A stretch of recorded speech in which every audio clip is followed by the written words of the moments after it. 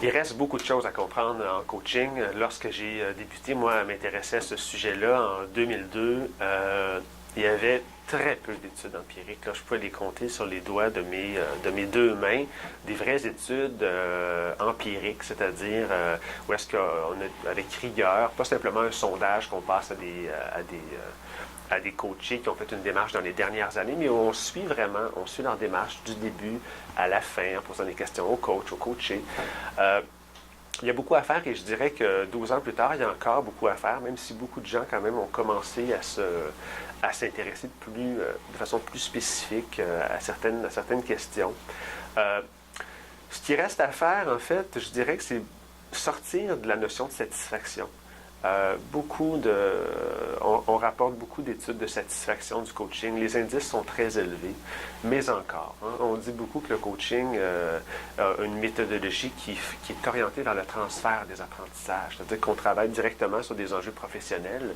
Donc, normalement, le problème de la formation traditionnelle, qui est justement des faibles taux de transfert, on apprend des choses en formation, et finalement, il n'y a rien qui se passe dans la vraie vie, eh bien, c'est supposé être un problème qui serait moins fort en coaching, étant donné que toute la méthodologie est basée sur le transfert. Pas beaucoup d'études qui mesurent le transfert en termes de comportement. Qu'est-ce que la personne faisait avant, qu'est-ce que la personne faisait après. Un autre enjeu, c'est que toute démarche de coaching est individualisée, personnalisée. Chacun a ses objectifs, chacun a un plan de développement qui correspond à ses propres enjeux. Et la méthodologie de recherche utilise souvent une approche, comme disent les Chinois, one size fits all, c'est-à-dire on passe un même outil, on veut voir l'évolution de de nos 30 ou 35 coachs qu'on évalue sur les mêmes compétences, sur les mêmes habiletés. Ce qui ne fait pas nécessairement beaucoup de sens. Donc, quelque chose qu'il faudrait approfondir, ce sont des devis de recherche personnalisés, c'est-à-dire d'évaluer la progression de chaque coaché sur les compétences présentes dans son propre plan de développement. Sinon, on a une approche un peu générique, où est-ce qu'on évalue donc la progression sur des indicateurs communs, alors que tous ont des objectifs individualisés. Donc ça, c'est quelque chose qui est à travailler, je dirais.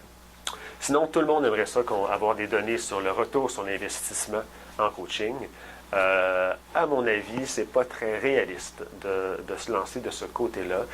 Toutes les interventions en ressources humaines ont certaines difficultés à prouver le retour sur l'investissement, mais quand on commence à parler de démarches de formation visant le développement d'habiletés très souvent d'ordre personnel, relationnel, comment évaluer véritablement un retour sur l'investissement, ça demeure très subjectif, je dirais. Donc, c'est pas un niveau, je dirais, où il y a selon moi, trop de temps à mettre, parce que c'est trop subjectif. Mais je dirais que le transfert et les retombées sur l'organisation en termes de beaucoup plus de retombées, je dirais, intangibles. Est-ce que ça augmente la qualité du climat? Est-ce que ça augmente les indices de santé psychologique? Est-ce que l'engagement organisationnel est plus fort? Est-ce que le gestionnaire est plus heureux dans son poste? Donc, des variables de ce type. Mais il y a encore beaucoup de travail à faire.